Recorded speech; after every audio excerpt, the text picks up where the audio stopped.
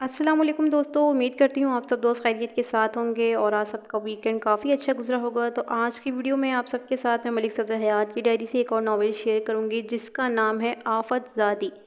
Channel پر new ہے تو subscribe کر کے بیل نوٹیفیکیشن کو آن کر لیجئے گا۔ تو چلیے آج کا کیس ہم شروع کرتے ہیں۔ پچھلے 2 ماہ بڑے خوشگوار اور پرسکون گزرے تھے۔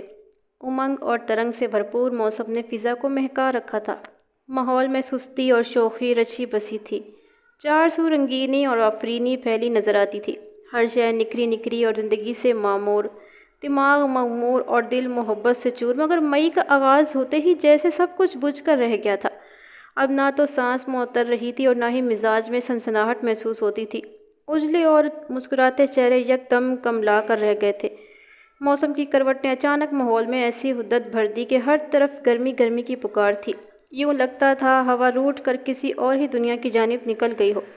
ایسے ہی ایک حبس زدہ اور تپش رسیدہ دن جب میں تیار ہو کر تھانے پہنچا تو مجھے بتایا گیا کہ بڑی نہر میں سے کسی جوان لڑکی کی لاش ملی ہے۔ یہ خبر سنتے ہی میں نے اطلاع کنندہ کو فوراً اپنے کمرے میں بلا لیا۔ وہ اسی علاقے کا رہنے والا ایک غریب مچھیرا تھا۔ اس کا نام رحمو معلوم ہوا۔ رحمو کی عمر 60 سال کے قریب تھی۔ رنگ گندبی، جسم متناسب اور قد میانہ۔ مجموعی طور پر وہ ساٹھا پاٹھا کی منہ بولتی تصدیق تھا۔ نامعلوم دوشیزہ اسی رحمو مچھیرے کے جال میں آ کر پھنسی تھی۔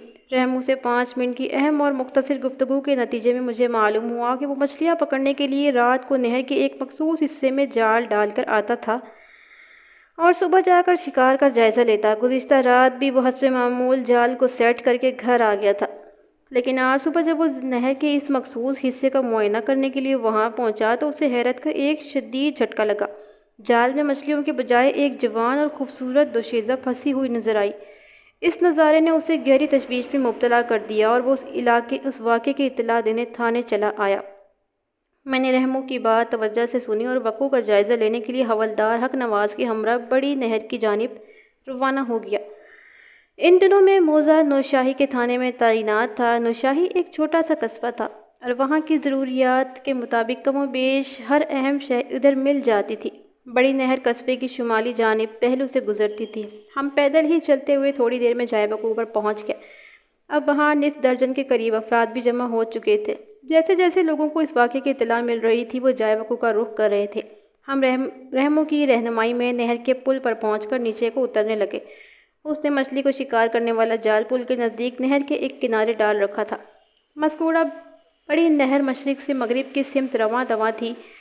پانی کے حوالے سے اسے بھری ہوئی کہا جا سکتا تھا اور یہ نہر کا وہ کنارہ تھا جدھر سے پانی آ رہا تھا، یعنی رحمو نے مچھلیوں کو پل کے نیچے سے گزرنے سے پہلے ہی پکڑنے کا منصوبہ بنا رکھا تھا۔ مجھے مچھیروں اور ماہی گیری کے بارے میں زیادہ معلومات نہیں تھی، لہٰذا رحمو بڑی تفصیل سے مجھے اس بارے میں بتا رہا تھا۔ میں نے اس کی سننے کے دوران میں لاش کا معائنہ شروع کر دیا۔ وہ بد نصیب دوشیزہ جال میں بری طرح الجھی ہوئی تھی۔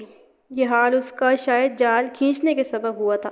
رحمو نے درجنوں مچھلیوں کی امید میں بڑے ماہرانہ انداز میں جال کو کھینچا ہوگا اور جب اس کی نگاہ ایک بڑی سی انسانی مچھلی پر پڑی ہوگی تو ظاہر ہے اسے ذہنی دھچکا لگا ہوگا۔ تدبیر اور تقدیر میں ہر لمحے آنکھ مچولی ہوتی رہتی ہے۔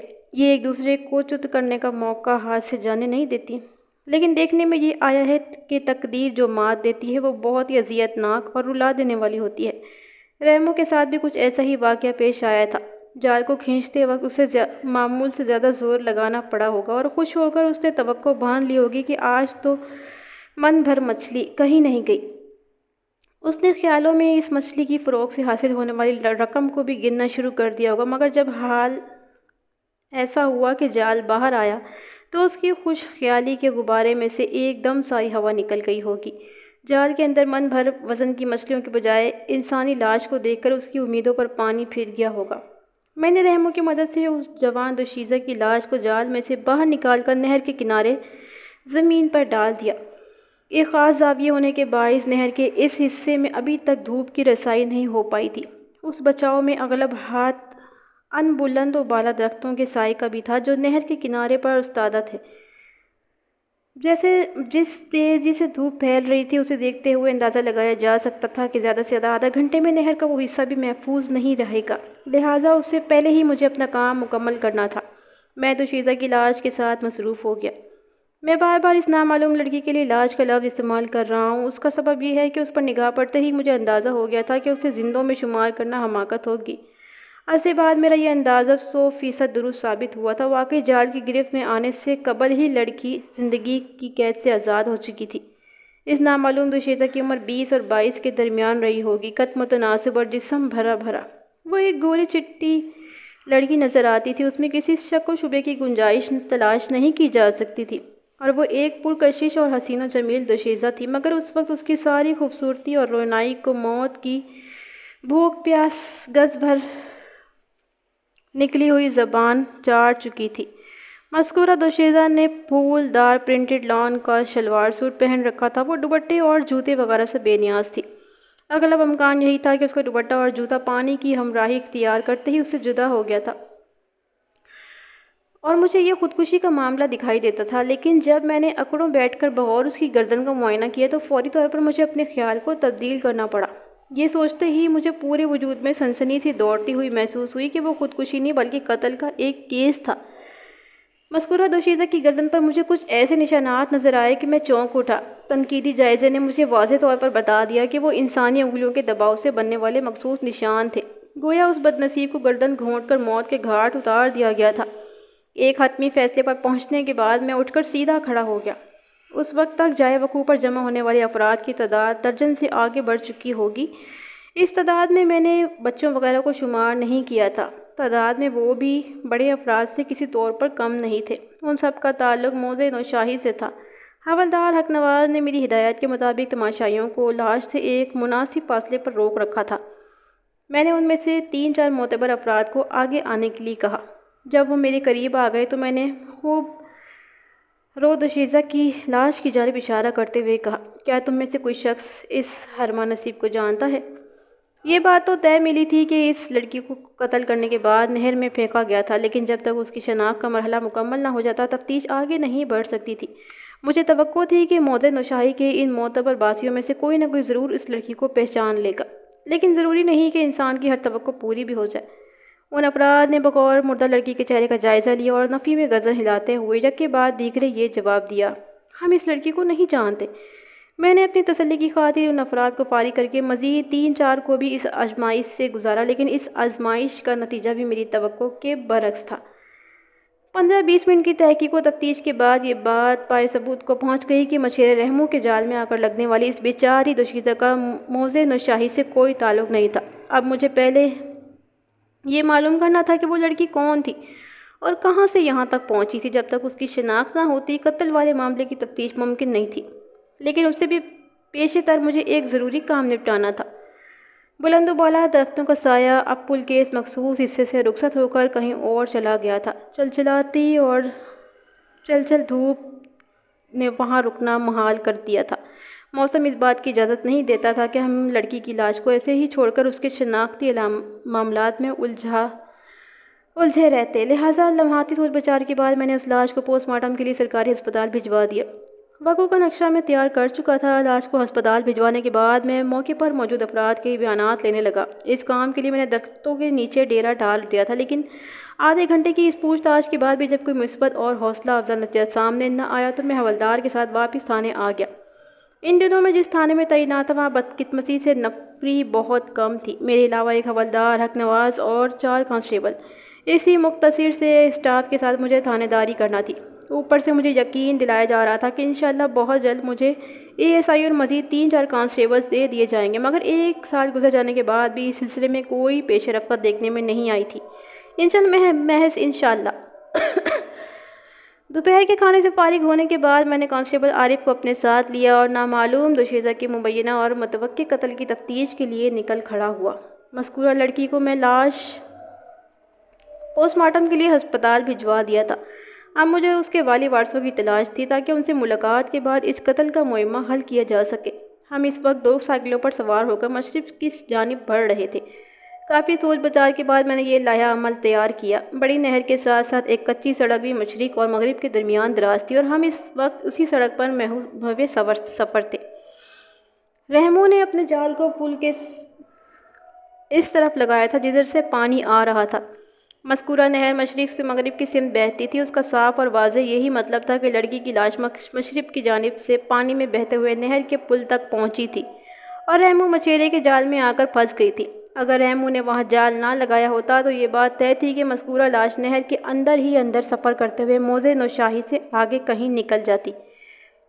ہمارے قصبے نوشاہی سے مشرق کی سمت 2 گاؤں آباد تھے۔ 5 میل کے فاصلے پر نہر کی اسی جنوبی سمت میں اقبال نگر نامی ایک گاؤں آباد تھا۔ اقبال نگر سے مزید 3 میل آگے ٹڈا نامی ایک چھوٹا سا گاؤں واقع تھا۔ ٹنڈا نوشاہی سے 8 میل دور نہر کے شمالی کنارے پر آباد، یعنی نوشاہی اور اقبال نگر کی مخالف سمت میں۔ مجھے انہی دنوں گاؤں کو چیک کرنا تھا۔ اغلب امکان اس بات کا تھا کہ پل کے قریب سے برآمد ہونے والی مردہ لڑکی کا تعلق انہی 2 گاؤں میں سے کسی ایک سے ہو سکتا تھا۔ یہ دونوں گاؤں میرے تھانے کی حدود میں آتے تھے۔ 1 گھنٹے کے اندر ہم موضع اقبال نگر پہنچ گئے۔ اقبال نگر ایک درمیانہ سا گاؤں تھا، بمشکل 8-10 گلیوں پر مشتمل۔ اگر حساب کیا جاتا تو وہاں لگ بھگ 150 گھر آباد تھے۔ یہ گاؤں موضع نوشاہی کے مقابلے میں کافی چھوٹا تھا۔ اقبال نگر کے ایک ایک گھر کا دروازہ کھٹکھٹانے کے بجائے میں نے چودھری سرور کی حویلی کا رخ کیا۔ چودھری اس وقت حویلی میں موجود تھا۔ جب ملازموں نے اسے بتایا کہ میں کسی ضروری کام کے لیے اس سے ملنے آیا ہوں تو وہ میرے استقبال کے لیے بنفس نفیس حویلی کے گیٹ تک چلا آیا۔ تھوڑی ہی دیر کے بعد ہم چودھری کی سجی سجائی کشادہ بیٹھک میں بیٹھے تھے۔ میں اور کانسٹیبل اس وقت یونیفارم میں تھے۔ رسمی علیہ السلام کے بعد چودھری نے خوش دلی سے کہا، ملک صاحب باتیں تو ہوتی ہی رہیں گی، پہلے آپ کی خاطر تواضع ہو جائے۔ یہ کھانے کا وقت ہے، کھانا بالکل تیار ہے۔ یہ میری خوش قسمتی ہے کہ آج کا دوپہر کا کھانا میں آپ کے ساتھ کھاؤں گا۔ اس تکلف کی ضرورت نہیں چودھری صاحب، میں نے صاف کوئی کا مظاہرہ کرتے ہوئے کہا۔ کھانا بھی تھوڑی دیر پہلے ہم نے کھا لیا ہے، آپ ہمیں ٹھنڈا پانی پلوا دیں، آج تو قیامت کی گرمی ہے۔ یہ کیسے ہو سکتا ہے ملک صاحب؟ وہ اصراری انداز میں بولا۔ آج آپ میرے غریب خانے پر تشریف لائیں اور کچھ کھائے پیے بنا کیسے چلے جائیں گے؟ ہم پیے بنا نہیں جائیں گے چودھری صاحب، میں نے کہا۔ آپ سے صرف ٹھنڈے پانی کی فرمائش ہے، اس کے بعد میں وہ کام کرنا چاہوں گا جس مقصد کی خاطر یہاں آیا ہوں۔ اس کے کان کھڑے ہو گئے، چوکنا نظر سے میری جانب دیکھتے ہوئے بولا، خیریت تو ہے نا ملک صاحب؟ خیریت ہی تو نہیں ہے چودھری صاحب، میں نے ٹھہرے ہوئے لہجے میں کہا، ورنہ میں اتنی شدید گرمی میں سفر کر کے آپ کے پاس نہ آتا۔ معاملہ کیا ہے کچھ پتہ تو چلے۔ وہ یکدم سنجیدہ ہو گیا۔ میں قتل کے سلسلے میں تفتیش کرنے ادھر آیا ہوں، میں نے گمبھیر انداز میں کہا۔ قتل؟ کون ہو گیا قتل؟ وہ حیرت بھری نظر سے مجھے دیکھنے لگا۔ میں نے جواب دیا، ایک جوان دوشیزہ کو قتل کرنے کے بعد کسی نے بڑی نہر میں پھینک دیا تھا۔ اس کی لاش آج صبح موضع نوشاہی والے نہر کے پل کے پاس سے ملی ہے۔ مذکورہ لاش ایک مچھیرے کے جال میں جا پھنسی تھی۔ کون ہے وہ بد نصیب دوشیزہ؟ اگر یہ معلوم ہو جاتا تو میں تفتیش کے لیے ادھر کا رخ نہ کرتا، میں نے اس کی آنکھوں میں دیکھتے ہوئے جواب دیا۔ ہاں البتہ یہ تصدیق میں نے کر لی ہے کہ اس کا تعلق موضع نوشاہی سے ہرگز نہیں ہے۔ میں لمحے بھر کو سانس لینے کی غرض سے متوقف ہوا، پھر اضافہ کرتے ہوئے کہا، اب تو یہی سوچا جا سکتا ہے کہ اس دوشیزہ کی لاش نہر کے پانی کے ساتھ بہتے ہوئے نہر کے پل تک پہنچی ہے۔ نہر کا بہاؤ مشرق سے مغرب کی سمت ہے اور اس طرف پہلے آپ کا گاؤں آتا ہے اور اس کے بعد موضع ٹانڈا ہے۔ اس وقت میں آپ کے گاؤں کے اندر یعنی آپ کی حویلی میں بیٹھا ہوں۔ اگر یہاں کی تفتیشی کوشش ناکامیاب ہو گئی تو پھر میں ٹانڈا کا رخ کروں گا۔ اب تو آپ میری تفتیش کے زاویے کو اچھی طرح سمجھ گئے ہوں گے۔ وہ چند لمحات تک گہری نظر سے مجھے دیکھتا رہا، پھر معنی خیز انداز میں گردن ہلاتے ہوئے بولا، یعنی آپ کا مطلب یہ ہے کہ اس نامعلوم مقتولہ لڑکی کا تعلق یا تو اقبال نگر سے ہے یا پھر موضع ٹنڈا سے؟ جی ہاں بالکل میرا یہی مطلب ہے، اس نے پرسوچ انداز میں ہنگارہ بھرتے ہوئے کہا۔ اگر تو وہ لڑکی میرے گاؤں سے تعلق رکھتی ہے تو اس کے گھر کا سراغ لگانے کے لیے آپ کو ایک ایک گھر کے دروازے تک جانے کی زحمت نہیں کرنا پڑے گی۔ میں کچھ ایسا بندوبست کرتا ہوں کہ یہیں بیٹھے بٹھائے آپ کا کام آسان ہو جائے۔ آپ نے میرے خیالات کی بڑی بھرپور ترجمانی کی ہے چودھری صاحب، میں نے اس بات میں سر ہلاتے ہوئے کہا۔ میں یہی سوچ کر آپ کے پاس آیا ہوں، بس تو سمجھ لیں آپ کا کام ہو گیا۔ وہ اپنی مونچھوں کو شفقت بھرے انداز میں سہلاتے ہوئے بولا، اس کے بدلے آپ کو میرا بھی ایک کام کرنا ہوگا۔ میں نے چونک کر سوالی نظر سے اس کی طرف دیکھا، پوچھا، کون سا کام چودھری صاحب؟ میں کھانا کھانے کے لیے تو آپ سے اصرار نہیں کروں گا، اس نے معتدل انداز میں کہا، لیکن موسم کی مناسبت اور ضرورت کے مطابق جو بھی شربت پانی بھجواؤں اس سے آپ پورا انصاف کریں گے۔ بات ختم کرتے ہی وہ اٹھ کر کھڑا ہو گیا۔ اس نے بڑی رسان سے کہا، ٹھیک ہے چودھری صاحب، جیسے آپ کی مرضی۔ چودھری بیٹھک میں سے نکل کر حویلی کے اندرونی حصے کی جانب بڑھ گیا تو کانسٹیبل عارف نے مجھ سے کہا، ملک صاحب چودھری سرور دوسرے چودھریوں سے بڑا مختلف ہے۔ کیا مختلف ہے؟ میں نے اکثر چودھریوں کو دیکھا ہے، بڑی تن فن اور روب داب والے ہوتے ہیں، ان کی ہر ادا سے غرور اور تکبر ٹپکتا ہے، لیکن چودھری سرور جس قدر خلوص اور محبت سے پیش آ رہا ہے اسے دیکھ کر یقین ہی نہیں آ رہا کہ کوئی چودھری اتنا معتدل بھی ہو سکتا ہے۔ زندگی کا کوئی بھی شعبہ ہو عارف، میں نے سمجھانے والے انداز میں کہا، اس میں ہر قسم کے لوگ موجود ہوتے ہیں، اچھے بھی اور برے بھی، خلوص بھی اور بد اخلاق بھی، سیاکار اور نیکوکار بھی۔ اس لیے کہا جاتا ہے کسی ایک برے شخص کو بنیاد بنا کر انسانوں کے ایک مخصوص گروہ کو برا نہیں سمجھ لینا چاہیے۔ یہ کسی اچھے انسان کے صالح برتاؤ کو دیکھ کر یہ فتویٰ جاری نہیں کر دینا چاہیے کہ اس کے گروہ میں سب انسان نما فرشتے ہی ہوں گے۔ میں لمحے بھر کے لیے رکا۔ عارف بڑی توجہ سے میری تقریر نما باتیں سن رہا تھا۔ میں نے اضافہ کرتے ہوئے کہا، تمہارا یہ مشاہدہ اور اندازہ بالکل درست ہے کہ چودھری سرور بہت سے چودھریوں سے خاصا مختلف ہے۔ یہ فرق میں نے بھی محسوس کیا ہے، اسی لیے میں نے اس کیس کی تفتیش میں اسے شامل کرنا ضروری سمجھا ہے۔ اگر میرے تجربے کے مطابق سرور کوئی اکڑ، مغرور، بد دماغ قسم کا چودھری ہوتا تو میں اسے ٹچ کرنا بھی پسند نہ کرتا۔ ہم چودھری سرور کی ذات کے حوالے سے گفتگو کر ہی رہے تھے کہ بیٹھک کے کھلے ہوئے 24 دروازے میں سے ایک ملازم صورت شخص لدا پھندا اندر داخل ہوا۔ ہم اس وقت آمنے سامنے 2 صوفوں پر بیٹھے ہوئے تھے اور ہمارے بیچ ایک لمبی سی میز بھی موجود تھی۔ ملازم نے اپنے ہاتھوں میں اٹھائی ہوئی کنگ سائز ٹرے کو مذکورہ میز پر رکھا اور خاموشی سے باہر نکل گیا۔ میں بڑی دلچسپی سے اس ٹرے کا معائنہ کرنے لگا۔ ٹرے میں 2 بڑے سائز کے جگ نظر آ رہے تھے اور ساتھ ہی نفیس قسم کے 4 بلوری گلاس بھی موجود تھے۔ دونوں جگوں میں مختلف قسم کے دوش مشروب بھرے ہوئے تھے، جن میں سے ایک کا رنگ دودھ سفید اور دوسرے کا کندنی تھا۔ یوں محسوس ہوتا تھا سندل کی شربت میں سنترے یا انار کا جوس شامل کر دیا گیا ہو۔ مالٹے اور سنترے وغیرہ کا تو موسم نہیں تھا، وہ کوئی اور ہی تجربہ دکھائی دیتا تھا۔ بہرحال مذکورہ شربت خوش ذائقہ تھا، پینے کے بعد یوں محسوس ہوا نس نس میں سرایت کر گیا ہو۔ دونوں جگ بری طرح بھرے ہوئے تھے۔ 2 افراد کی خاطر تواضع کے لیے 4 گلاس کی حقیقت کوئی سمجھ میں نہ آنے والی بات نہیں تھی، گویا ہم دونوں کو وہ شربت 2 مختلف گلاسوں میں پینا ہے۔ میں نے ٹرے کی جانب ہاتھ بڑھاتے ہوئے کانسٹیبل عارف سے کہا، شروع ہو جاؤ، کسی تکلف کی ضرورت نہیں، آج بڑی قیامت کی گرمی ہے۔ اور چودھری سرور نے گرمی کا بہترین توڑ پیش کر دیا ہے۔ عارف نے کندنی مشروب کو اپنے لیے گلاس میں بھرا، جبکہ میں نے دودھیا شربت سے پیاس بجھانے کی ابتدا کی۔ ایک گھونٹ لیتے ہی اندازہ ہو گیا کہ وہ عمدہ قسم کی سرمائی ٹھنڈائی تھی۔ ہم دونوں چودھری کی خاطر تواضع کا لطف اٹھاتے ہوئے نامعلوم مقتولہ دوشیزہ کے بارے میں گفتگو کرنے لگے۔ اس کے ساتھ ہی چودھری سرور بھی زیر بحث رہا۔ عارف کو یہ تشویش تھی کہ وہ اس کیس میں کس طرح مدد کرے گا۔ اس سوال کا جواب مجھے بھی معلوم نہیں تھا، لہٰذا میں نے کانسٹیبل سے کہہ دیا، دیکھتے ہیں وہ آگے کیا کرتا ہے، یا تو بڑے خوش اور جوش میں ہے۔ کچھ دیر کے بعد چودھری واپس آ گیا اور بیٹھک میں قدم رکھتے ہی اس نے اعلانیہ انداز میں کہا، میں نے اچھی طرح معلوم کر لیا ہے ملک صاحب، آپ کو جس لڑکی کی لاش ملی ہے اس کا ہمارے گاؤں نگر اقبال سے کوئی تعلق نہیں ہے۔ آپ یہ بات اتنے وثوق سے کیسے کہہ سکتے ہیں؟ جواب دینے سے پہلے اس نے چوبی میز کی طرف دیکھا، پھر اس کی نگاہ وہیں جم کر رہ گئی۔ ایک لمحے کی خاموشی کے بعد اس نے شکایتی لہجے میں کہا، ملک صاحب آپ نے میرا کام ٹھیک طور پر نہیں کیا۔ مجھے یہ سمجھنے میں ذرا بھی دقت محسوس نہیں ہوئی کہ اس کا شکوہ بھرا اشارہ دونوں جگہوں میں بچے ہوئے مشروب کی جانب تھا۔ میں نے ٹھہرے ہوئے انداز میں اس کی شکایت دور کرنے کی کوشش کی، چودھری صاحب ہم نے اپنی گنجائش اور ضرورت سے زیادہ پیا ہے، اگر پیا ہوتا تو یہ دونوں جگ خالی نظر آتے نا۔ چلیں کوئی بات نہیں، میں نے موضوع کو پلٹنے اور اس کا دل رکھنے کی خاطر کہا، تھوڑی دیر بعد ایک دور اور چلا لیں گے۔ وہ معنی خیز انداز میں سر کو اسواتی جنبش دینے لگا۔ میں نے اسے واپس اصل موضوع کی طرف لاتے ہوئے کہا، چودھری صاحب آپ نے ابھی تک میرے سوال کا جواب نہیں دیا۔ وہ ایک سمجھدار اور حاضر دماغ چودھری تھا، مجھے اپنے سوال کو دہرانے کی ضرورت پیش نہیں آئی، اسے بخوبی یاد تھا میں نے اس سے کیا پوچھا ہے۔ میری جانب متوجہ ہوتے ہوئے اس نے جواب دیا، میں آپ کے پاس سے اٹھ کر اندر گیا تھا اور اپنے خاص آدمیوں کو اس مشن پر روانہ کر دیا تھا کہ وہ پورے گاؤں کا سروے کر کے مجھے بتائیں کہ کس گھر کی کوئی جوان دوشیزہ یا کوئی عورت غیر حاضر یا غائب تو نہیں ہے۔ وہ لمحے بھر کو متوقف ہوا، پھر اضافہ کرتے ہوئے بتانے لگا، اپنے آدمیوں کو بھیجنے کے بعد میں دوپہر کے کھانے میں مصروف ہو گیا۔ ہمارا گاؤں کوئی زیادہ بڑا تو نہیں ہے، 8-10 گلیوں کو سروے کرنے میں کوئی اتنی زیادہ دیر نہیں لگی۔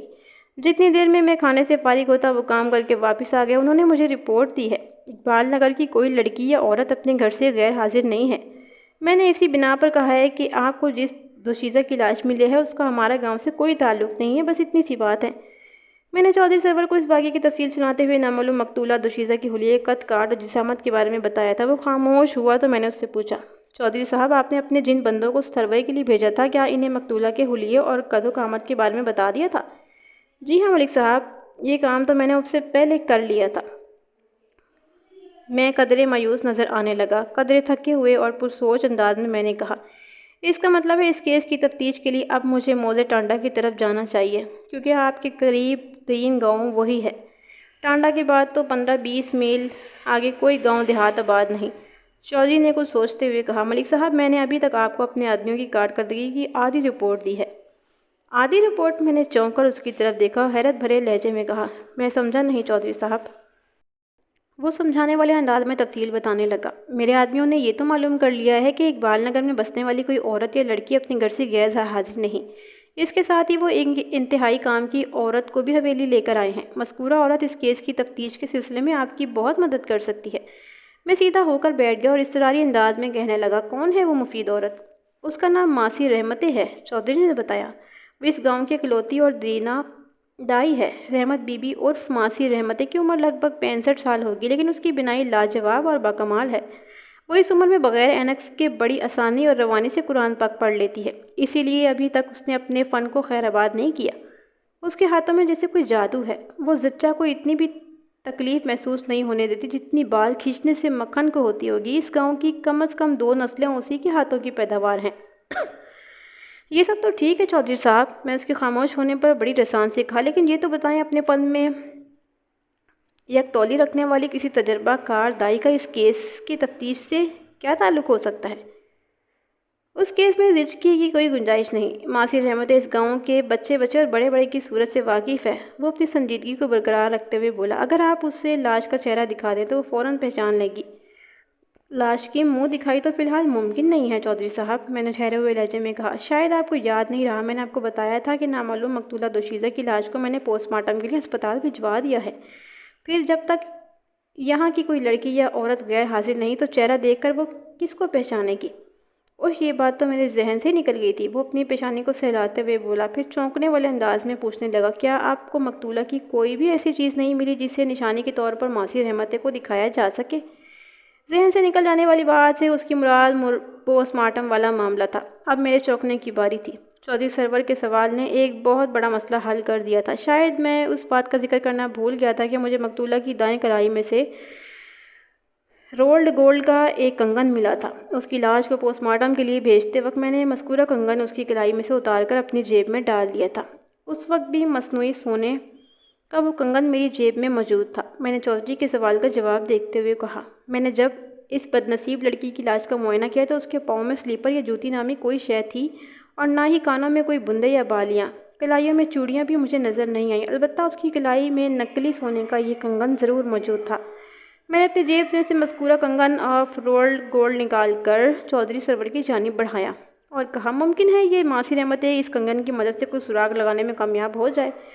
चौधरी ने इस कंगन को हाथ में लेकर घुमा फिरा कर देखा और कहा, मैं अभी रहमतें मासी को यहाँ बुलाता हूँ। मुझे उम्मीद है ये कंगन आपका मसला हल कर देगी। थोड़ी ही देर के बाद मासी रहमतें चौधरी सरवर के हुक्म पर उस बैठक में मौजूद थी। रहमतें की उम्र के बारे में चौधरी ने कुछ गलत नहीं कहा था। उसकी कमर कदरे झुक गई थी, ताहम सेहत तसल्ली बख्श थी। जब वह गोया हुई तो उसकी करारी आवाज़ सुनकर उसके इंतहाई सेहतमंद होने का मुझे यकीन आ गया। उसने बैठक में दाखिल होते ही मुझे और चौधरी को बारी बारी सलाम किया और एक सोफे पर बैठ गई। चौधरी ने मेरे दिए हुए कंगन को रहमतें के हाथ में देते हुए कहा, मासी, कत्ल होने वाली लड़की के हाथ से थानेदार साहब को ये कंगन मिला है, क्या तुम उसे देखकर अंदाज़ा लगा सकती हो? रहमतें ने कंगन को हाथ लेकर गहरी नज़र से उसका जायज़ा लिया और फतवा सादिर करने वाले अंदाज में कहा, यह कंगन तो मैंने नाजो के हाथ में देखा था। मैंने चौंक कर चौधरी सरवर की तरफ देखा। उसने रहमतें से पूछा, ये तुम किस नाजो की बात कर रही हो? एक नाजो तो मेरी हवेली में भी काम करती है और मैंने अब भी थोड़ी देर पहले ही उसे ज़िंदा देखा है। मेरे लिए दोपहर का खाना उसी नाजो ने लगाया है। क्या आपकी हवेली में काम करने वाली नाजो अब्दुल गफ़ार की बेटी है? मासी रहमतें ने वजाहत करते हुए कहा, और उसके बाप को मरे हुए 5-6 साल हो गए हैं। मैं तो करम दीन जट की बेटी नाजो की बात करी हूँ चौधरी साहब। ओह, चौधरी सरवर एक गहरी सांस लेकर रह गया। मैंने पूछा, चौधरी साहब, आपने अभी थोड़ी देर पहले जो सर्वे कराया है, क्या उसकी रिपोर्ट के मुताबिक करमदीन जट की बेटी नाजो इस वक्त घर में मौजूद है अपने? वो मितलिमाना अंदाज में बोली, ہونا تو چاہیے۔ جب اس گاؤں کی تمام عورتیں اور لڑکیاں اس وقت اقبال نگر میں موجود ہیں تو نازو کو بھی ادھر ہی ہونا چاہیے۔ ماسی رحمتیں نے کہا، تھانے دار صاحب کیا آپ مجھے لاش کی ایک جھلک دکھا سکتے ہیں؟ کل شام سے پہلے تو یہ ممکن نہیں ہے، میں نے سپاٹ والے انداز میں کہا۔ شاید چودھری صاحب نے تمہیں بتایا نہیں کہ نامعلوم لڑکی کو پوسٹ مارٹم کے لیے ہسپتال بھجوا دیا جا چکا ہے۔ اوہ، پوسٹ مارٹم چیڑ پھاڑ! اس نے بڑی ناگواری سے یہ لفظ دہراتے ہوئے پھر خفیہ امیز انداز میں بڑبڑائی۔ ایک تو پولیس کو پوسٹ مارٹم کی بہت جلدی ہوتی ہے۔ میں نے اس کی نامعقول بڑبڑاہٹ کا جواب دیتے ہوئے قدرے سخت لہجے میں کہا، پولیس کو ہر اس کام کی جلدی ہونی بھی چاہیے جو ناگزیر اور اشد ضروری ہو۔ میں نے لمحے بھر کو رک کر ماسی رحمتیں کے چہرے کا جائزہ لیا، پھر اپنی بات کو آگے بڑھاتے ہوئے کہا، اس نامعلوم دوشیزہ کی لاش موزے نوشاہی کی حدود میں سے مجھے ملی ہے۔ میں نے وہاں کے معتبر لوگوں سے لاش کی شناخت کروانے کی بھرپور کوشش کی تھی، لیکن کسی نے بھی اس کے وہاں کے رہائشی ہونے کی تصدیق نہیں کی۔ اگر میں اسے پوسٹ مارٹم کے لیے ہسپتال نہ بھجواتا تو موسم کی شدت کے باعث لاش کا برا حشر ہو جاتا۔ وہ نہر کے پانی میں تو محفوظ رہی، لیکن باہر نکالنے کے بعد اگر اسے مناسب طریقے سے محفوظ نہ کیا جاتا تو 2-3 گھنٹوں میں ہی اس میں سے بدبو کے بھپکے اٹھنے لگتے۔ مجھے نہیں معلوم لاش کے وارثوں کو تلاش کرنے میں مجھے کتنا وقت لگے گا۔ یہ 2-4 گھنٹے بھی ہو سکتے ہیں اور 2-4 ماہ بھی، اس سے زیادہ بھی۔ لہٰذا لڑکی کی لاش کو سرکاری اسپتال بھجوانا بے حد ضروری تھا۔ اور جہاں تک چیر پاڑ کا تعلق ہے، میں نے ایک بار اپنی بات کو ادھوری چھوڑ کر ماسی رحمتیں کے چہرے پر نمودار ہونے والے اثرات کا جائزہ لیا، پھر سلسلہ کلام کو جاری رکھتے ہوئے کہا، شاید میں اس لڑکی کی لاش کو پوسٹ مارٹم کے لیے بھجوانے کے بجائے برف وغیرہ میں لگوا کر کچھ دیر اس کے وارثوں کے سامنے آنے کا انتظار کر لیتا۔ اگر مجھے یہ یقین نہ ہوتا کہ اسے باقاعدہ قتل کرنے کے بعد نہر میں پھینک دیا گیا ہے۔ قتل کی کسی بھی واردات میں پوسٹ مارٹم قانون کی معمول کی کارروائی میں شمار ہوتا ہے۔ میرے خاموش ہونے پر چودھری سرور نے کہا، ملک صاحب آپ کیا پسند کریں گے؟ میں کرم دین جٹ کی بیٹی نازو کو ادھر حویلی میں ہی بلا لوں یا آپ اس کے گھر پر جا کر تفتیش کریں گے؟ میں نے چودھری کے سوال کے جواب دینے سے پہلے ماسی رحمتیں سے پوچھ لیا، ماسی ایک مرتبہ پھر اچھی طرح کنگن دیکھ لو اور بتاؤ کیا واقعی تم نے یہ کنگن کرم دین جٹ کی بیٹی نازو کی کلائی میں دیکھا تھا؟ میری آنکھوں کا کسی قسم کا مغالبہ نہیں ہو سکتا جناب۔ میں اٹھ کر کھڑا ہو گیا اور فیصلہ کن لہجے میں کہا، میں کرم دین جٹ کے گھر جا رہا ہوں اور ماسی رحمتیں بھی میرے ساتھ ہی جائے گی، ٹھیک ہے؟ چودھری نے تائیدی انداز میں گردن ہلاتے ہوئے بولا، اس کیس میں بھی بہت دلچسپی محسوس کر رہا ہوں۔ ادھر سے جو بھی نتیجہ سامنے آئے تھانے جاتے ہوئے مجھے اس سے ضرور آگاہ کریں۔ میں نے چودھری سرور کی فرمائش پوری کرنے کا وعدہ کیا اور اس حویلی سے نکل آیا۔ اس وقت دوپہر کے آخری مراحل چل رہے تھے۔ دوپہر کو ڈھلنے کافی دیر گزر چکی تھی، لیکن ابھی تک گرمی کی تیزی اور تندی میں کوئی کمی واقع نہیں ہوئی تھی۔ یوں محسوس ہوتا تھا اس سال سورج زمین والوں سے خصوصی طور پر خفا ہے۔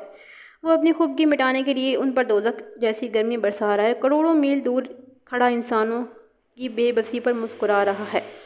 اس کی خفگی میں بڑی تندیہ مسکراہٹ ہے اور اس مسکراہٹ کے پیچھے بڑی قہرناک خفگی چھپی ہوئی تھی۔ جب ہم کرم دین جٹ کے دروازے پر پہنچے تو میرا بدن پسینے میں شرابور ہو چکا تھا۔ کچھ دیر پہلے چودھری کی حویلی میں ٹھنڈائی اور دوسرے خوش ذائقہ مشروب سے ہم نے جو لطف راحت اٹھائی تھی اس کا وہاں کوئی نشان باقی نہیں رہا تھا۔ کانسٹیبل عارف کی دستک کے جواب میں ایک ادھیڑ عمر عورت نے دروازہ کھولا اور اپنے سامنے 2 پولیس والوں کو باوردی کھڑے دیکھ کر گھبرا گئی۔ میں نے محسوس کیا کہ اگر میں فوری مداخلت نہ کی تو وہ دروازہ بند کر دے گی۔ میں اپنی ٹانگ کو دروازے میں پھنسانے ہی والا تھا کہ ماسی رحمتیں نے گویا مسئلہ ہی حل کر دیا۔ صادقہ، فکر والی کوئی بات نہیں، اس نے مذکورہ ادھیڑ عمر عورت کو مخاطب کرتے ہوئے کہا۔ تھانے دار صاحب ایک چھوٹی سی بات کی تفتیش کے لیے آئے ہیں، کیا تیری کڑی نازو گھر میں ہی ہے؟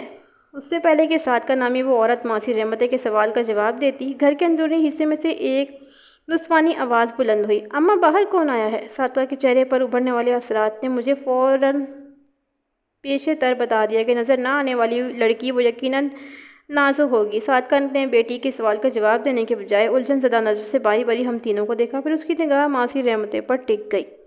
خیر تو ہے نا ماسی؟ اس نے تشویش بھرے انداز میں رحمتیں سے پوچھا۔ سمجھو خیر ہی ہے، ماسی رحمتیں نے ہاتھ کو ایک مخصوص انداز میں حرکت دیتے ہوئے کہا۔ میں نے اندر سے نازو کی آواز سن لی ہے، اس کا مطلب ہے وہ زندہ ہے۔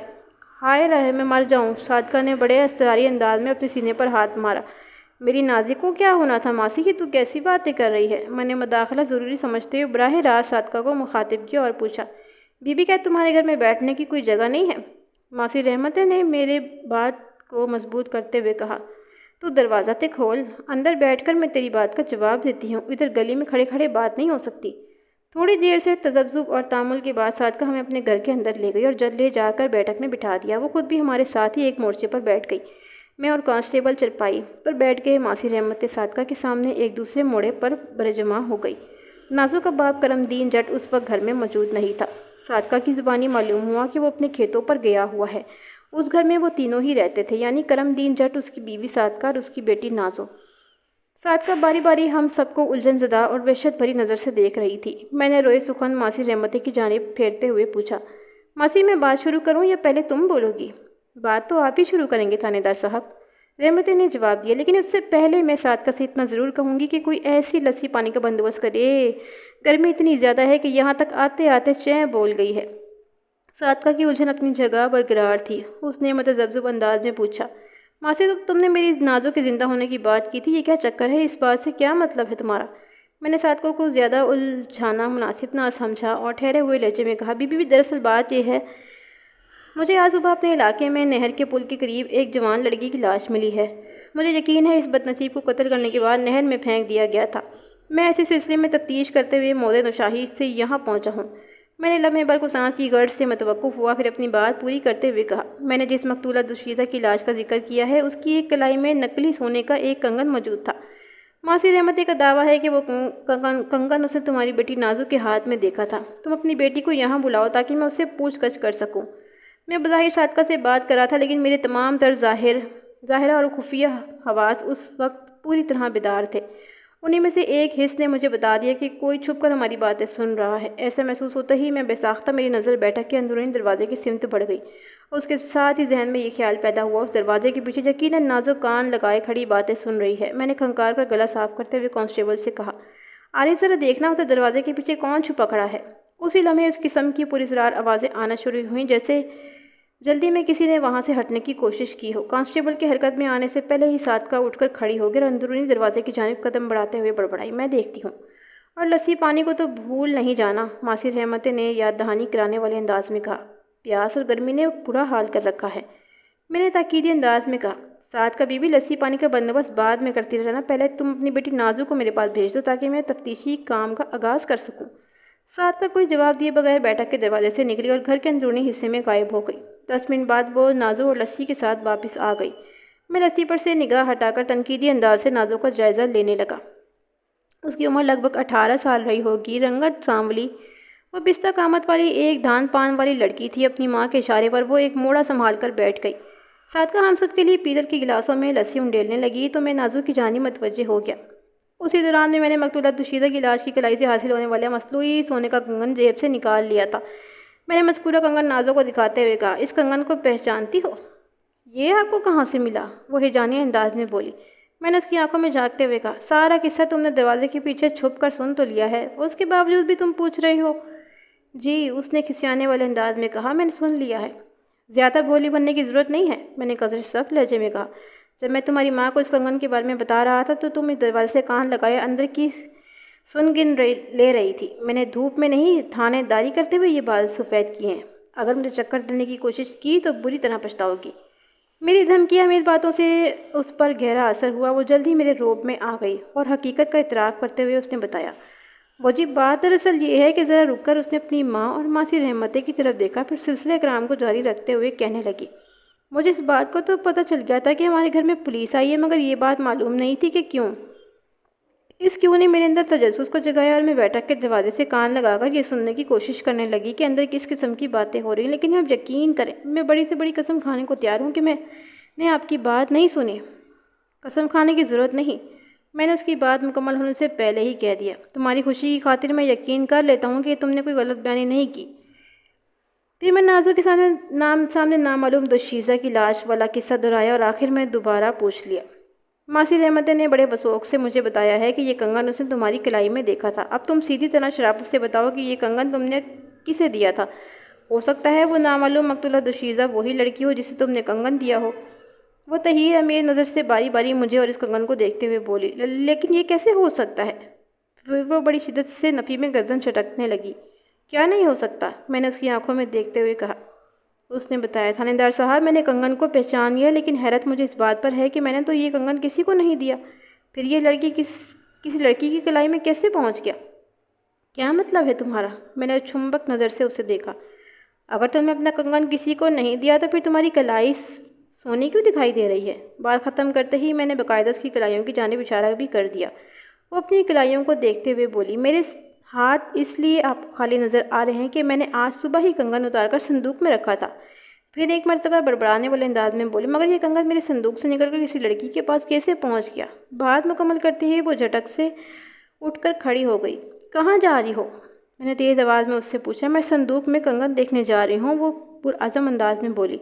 मैंने उसे रोकने की कोशिश नहीं की। अभी थोड़ी ही देर में पता चल जाता कि आखिर इस कंगन का क्या माजरा था। नाज़ो के रवैये और तासुरात से मैंने अंदाज़ा लगा लिया था कि वो दरोगोई से काम नहीं ले रही थी। मैं बड़ी बेताबी से उसका इंतज़ार करते हुए नमकीन ठंडी ठार लस्सी को अपने मैदे में उतारने लगा। वो उधर गई उधर वापस आ गई। पहले मेरे हाथ में कंगन को देखकर वो हैरान हुई थी, अब वैसा ही एक और दूसरा कंगन उसके हाथ में देखकर मैं हैरत ज़दा था। वो अपने हाथ वाले कंगन को मेरी जानिब बढ़ाते हुए बोली, ये देखें, मेरा कंगन तो संदूक में ही रखा हुआ था। मैंने नाजू वाला कंगन अपने हाथ में लिया, फिर घुमा फिराकर बड़े गौर से उन दोनों हम शक्ल कंगनों का जायज़ा लेने लगा। वो हूबहू एक दूसरे की कॉपी थे। यूँ महसूस होता था वो एक ही सांचे में ढलकर तैयार हुए हों। मुझे उन कंगनों में रत्ती बराबर फ़र्क दिखाई ना दिया। एक लम्हा सोचने के बाद मैं नाजू से सवाल किया, नाजू तुम्हारे पास ये कंगन कहाँ से आया है? मेरा मतलब है तुमने उसे किस दुकान से ख़रीदा है? एक फौरी ख्याल के तहत मैंने नाजू के कंगन के बारे में उसलिए पूछा था कि अगर मुझे उस दुकान का पता चल जाता जहाँ से नाजू ने वो कंगन ख़रीदा था तो मैं उस दुकानदार से तफ्तीश करके ये मालूम कर सकता था कि उसने ऐसे कंगन और किस किस को फ़रोख्त किए थे। लेकिन नाजू ने मेरी तवक्को के बिल्कुल बरक्स जवाब दिया, मैंने तो ये कंगन कभी किसी दुकान से नहीं ख़रीदा नहीं तो फिर तुम्हें किसी ने तोहफ़ा दिया होगा। उससे पहले कि नाजो मेरे सवाल का जवाब देती उसकी माँ साथ का बोल उठी, नाजो कहीं ये वही कंगन तो नहीं जो मुसर्रती ने तुम्हें दिया था? हाँ माँ, ये वही कंगन है, नाजो जल्दी से बोली। मुसर्रती? एक नया किरदार सामने आया था, लिहाजा उसके बारे में इस्तफसार ज़रूरी हो गया। मैंने बारी बारी नाजो और उसकी माँ की जानिब देखते हुए पूछा, ये मुसर्रती कौन है भाई? सादका ने जवाब दिया, मुसर्रती का नाम असल तो मुसर्रत जबी है, लेकिन बिगड़ कर मुसर्रती हो गया है। नाजो से उसकी बड़ी पक्की दोस्ती है। कहीं तो जमीला की बेटी मुसर्रती की बात तो नहीं कर रही? मासी रहमत ने सादका से पूछा। हाँ हाँ, वही मुसर्रती। उस मुसर्रती की तो 2 महीने पहले शादी हो गई है। हाँ मासी, सादका इस बात में गर्दन हिलाते हुए बोली। पिछले दिनों वो इधर इकबाल नगर आई हुई थी। उस वक्त उसने ये कंगन मेरी नाजो को तोहफ़ा दे दिया था। मैं उन दोनों औरतों की बाई में गुफ्तगू से चौंक उठा और कदर मुख्तलिफ लहजे में पूछा, तुम लोग जिस मुसर्रत जबी उर्फ मुसर्रती का जिक्र कर रहे हो, क्या उसका ताल्लुक़ इसी इकबाल नगर से है? मासी रहमतें अचानक किसी गहरी सोच में डूब गई थी। चुनांचे सादका ने मेरे सवाल का जवाब दिया, मुसर्रती के माँ बाप तो इधर ही रहते हैं जी, इकबाल नगर उसका मैका है। वो 2 महीने पहले ब्याह कर यहाँ से उधर टांडा गई है। टांडा? मैंने ज़ेरे लब दोहराया। उसका मतलब है आजकल वो अपने ससुराल मोज़े टांडा में है? जी हाँ, चंद दिन पहले ही तो गई है, सादका ने जवाब दिया। मासी रहमतें गहरी सोच से बाहर निकल आई तो और तनतनाई हुई नज़र से मेरी जानिब देखते हुए बोली, ये मुसर्रती भी मेरे ही हाथों से पैदा हुई थी और मेरी निगाह के सामने पल भरकर जवान हुई है। और फिर उसने लम्हे भर को तवक्कुफ़ किया, फिर मुझसे पूछने लगी, थानेदार साहब, आपने इस लड़की का हुलिया क्या बताया है जिसकी लाश आपको नहर से मिली है? मैंने नहायत ही मुख्तसर मगर जामे अल्फाज में नामालूम मकतूल दोशीज़ा का हुलिया दोहरा दिया। मासी रहमतें मायना खेज़ अंदाज में गर्दन हिलाते हुए बोली, ये हुलिया तो बड़ी हद तक मुसर्रती पर फिट बैठ रहा है। ए मासी, तेरी मत्ते नहीं मारी गई? सादका ने तेज़ आवाज़ में कहा। मुसर्रती तो चंद दिन पहले ठीक ठाक यहाँ से गई है, ऐसी बातें क्यों मुँह से निकालती है? मासी रहमतें के गंभीर इंकशाफ ने मुझे रेड अलर्ट कर दिया। वो एक जहाँ दीदा और तजर्बाकार औरत थी। 65 साल की उम्र में भी बगैर अना के कुरान पाक पढ़ लेती थी। उसकी निगाह को धोखा होने के इम्कानात ना होने के बराबर थे। उससे पहले कि मैं कुछ बोलता, मासी रहमतें ने हाथ नचाते हुए कहा, सादका, मैं कोई मुसर्रती की दुश्मन थोड़ी हूँ, वो तो मेरी पोती की तरह है। मैंने तो हक और सच की बात की है। अल्लाह मुसर्रती को हयाती दे। पर तू भी अपने ईमान से बता, जो हुलिया थानेदार साहब ने बताया है वो मुसर्रती से मेल नहीं खाता। बात तो तू ठीक ही कर रही है मासी, सादका ने जवाब दिया। सोच में डूबे हुए अंदाज में कहा, अब खैर करी, बड़ी सोनी कुड़ी है। मैं उन दोनों औरतों को नज़रअंदाज करते हुए नाजो की तरफ मतवज्जे हो गया। वह मुसर्रत की गहरी दोस्त थी, लिहाजा उसके बारे में ज़्यादा बेहतर तौर पर बता सकती थी। मैंने उससे पूछा, नाजो, तुम तो मुसर्रती की गहरी सहेली हो। मैंने अभी जो हुलिया बताया है, क्या तुम्हें लगता है मुसर्रती ऐसी ही है? लगता तो है जी, वो मुतज़ब्ज़ब लहजे में बोली। आप मुझे उस लड़की की लाश दिखाएं, मैं फ़ौरन देखकर पहचान लूँगी कि वो मुसर्रती है या नहीं। मैंने कहा, जब इस नामालूम दोशीज़ा की लाश अस्पताल से वापस आएगी तो तुम्हें दिखा दूँगा। फ़िलहाल तुम मुझे इस कंगन के बारे में बताओ। उनमें से कौन से कंगन के बारे में बताऊँ जी? नाज़ो ने मेरे हाथों की जानिब इशारा करते हुए कहा। میں فوراً اس کے سوال کی بنیاد تک پہنچ گیا۔ اس وقت وہ دونوں کنگن میرے ہاتھ میں تھے۔ میں نے انہیں نازو کو دکھاتے ہوئے پوچھا، ان میں سے تم اپنے کنگن کو پہچان سکتی ہو؟ بہت مشکل ہے جی، یہ دونوں بالکل ایک جیسے ہیں۔ ہاں ایک جیسے تو ہیں، میں نے سوچتے ہوئے کہا، پھر اس کی آنکھوں میں دیکھتے ہوئے کہا، مسرتی نے یہ کنگن تمہیں تحفے میں دیتے ہوئے کچھ کہا بھی تھا؟ جی اس نے کہا تھا میں نے ایک جیسے دو کنگن اس لیے خریدے ہیں کہ ایک میرے پاس رہے اور دوسرا میری سہیلی نازو کے پاس، میری دوستی کی نشانی کے طور پر۔ اوہ، میں نے ایک گہری سانس خارج کرتے ہوئے کہا، تو ایک ایسا ہی کنگن تمہاری سہیلی مسرتی کے پاس بھی ہے؟ جی ہاں، وہ جلدی سے اس بات میں سر ہلاتے ہوئے بولی، پھر میرے ہاتھ میں موجود دو ایک جیسے کنگن دیکھ کر الجھن میں پڑ گئی۔ یوں محسوس ہوتا تھا کہ وہ کوئی گمبھیر بات سوچ رہی ہو۔ اس کا مطلب ہے، میں نے پرخیال انداز میں کہا، مجھے نہر سے جس معلوم مقتولہ دوشیزہ کی لاش ملی ہے وہ مسرتی جبیں عرف مسرتی بھی ہو سکتی ہے۔ میرا انداز خود کلامی والا تھا۔ بات ختم کرتے ہی اٹھ کر میں کھڑا ہو گیا۔ کانسٹیبل نے فوراً میری تقلید کی۔ ماسی رحمتیں نے پوچھا، تھانے صاحب میری اور ضرورت ہے یا آپ کی تفتیش مکمل ہو گئی ہے؟ شام ہونے والی ہے، اگر کا کام ہو گیا ہو تو میں اپنے گھر جاتی ہوں۔ مجھے اب تمہاری مزید ضرورت نہیں رہی، میں نے کہا، لیکن اس کا یہ مطلب بھی نہیں کہ میرا کام ختم ہو گیا ہے۔ اصل کام تو اب شروع ہوا ہے۔ تم اتنا کرو گے، ہمیں مسرت کے ماں باپ کے گھر پہنچا دو، اس کے بعد تم اپنے گھر چلی جانا۔ اس نے لمحے بھر کو سوچا، پھر اٹھتے ہوئے بولی، آئیں جی میرے ساتھ۔ ہم کرم دین جٹ کے گھر سے نکلے اور ماسی رحمتیں کی رہنمائی میں مسرتی کے میکے کی جانب بڑھ گئے۔ جب ہم نے خوشی محمد کے دروازے پر دستک دی تو اس وقت مغرب کی اذان ہو رہی تھی۔ میں نے ماسی رحمتوں کو جانے کی اجازت دے دی اور دروازہ کھلنے کا انتظار کرنے لگی۔ رحمتیں ہی کی زبانی مجھے مسرت کے والد خوشی محمد کے بارے میں معلوم ہوا تھا کہ گاؤں کے مین بازار میں اس کی دودھ کی دکان ہے۔ مین بازار وہاں سے 2 گلیوں کے فاصلے پر تھا۔ رحمتیں نے مجھے بتایا کہ مسرت کی شادی ہو جانے کے بعد اس گھر میں 3 افراد رہ گئے ہیں، یعنی مسرت کا باپ خوشی محمد، اس کی ماں جمیلہ اور چھوٹا بھائی فواد۔ میں اس کیس کے تانے بانے میں اپنے الجھن کو الجھا رہا تھا کہ گھر کا دروازہ کھلا اور کھلے ہوئے دروازے میں مجھے ایک معصوم سی صورت دکھائی دی۔ وہ 8-9 سال کا ایک بولا بالا بچہ تھا۔ اس بچے سے یہ پوچھنا تو سراسر حماقت ہوتی کہ کیا یہ خوشی محمد کا گھر ہے؟ رحمتیں ایسی جگہ جہاں دیدہ عورت رہنمائی کے سلسلے میں کوئی غلطی نہیں کر سکتی تھی۔ بیٹا تمہارا باپ کہاں ہے؟ میں نے نرم لہجے میں استفسار کیا۔ ابا تو اس وقت دکان پر ہوگا، وہ سرتپا گہری نظر سے ہم دونوں کا جائزہ لیتے ہوئے معصومیت سے بولا۔ اس سے پہلے کہ میں اس سے کوئی مزید سوال کرتا، گھر کے اندر سے ایک نسوانی آواز ابھری، فواد پتر، کون ہے دروازے پر؟ اماں پولیس آئی ہے، فواد نامی اس بچے نے اپنی ماں کو جواب دیا۔ ہائے میں مر جاواں، اسی عورت کی گھبرائی ہوئی آواز سنائی دی، پولیس؟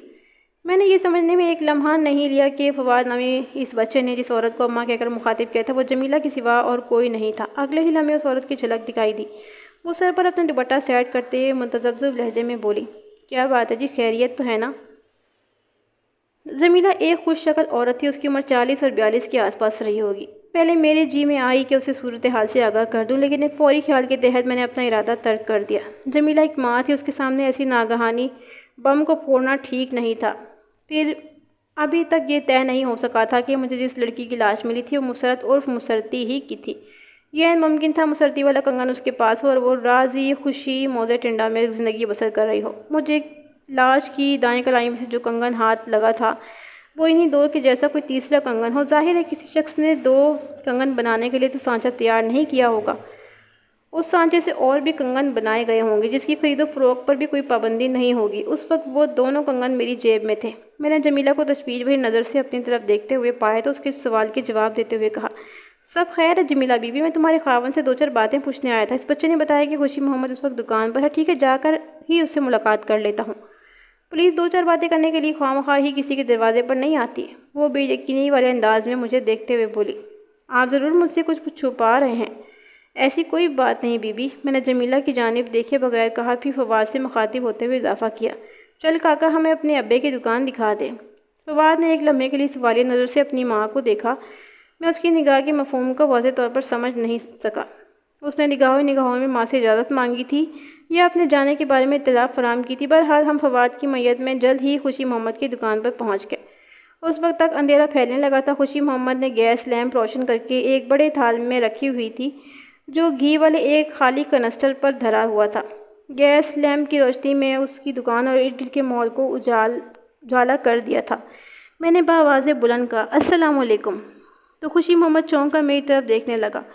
اس چونکنے کے 2 بڑے اسباب تھے۔ نمبر 1، میں اور کانسٹیبل عارف اس وقت پولیس کی وردی میں تھے۔ اس وردی کی ایک اپنی ہی دہشت ہوتی ہے جو نہ چاہتے ہوئے بے ساختہ چونکنے پر مجبور کر دیتی ہے۔ نمبر 2، ہم دونوں پولیس والوں کے ساتھ اسے اپنا چھوٹا بیٹا فواد بھی نظر آ رہا تھا، لہذا اس کی تفتیش میں مزید اضافہ ہو گیا۔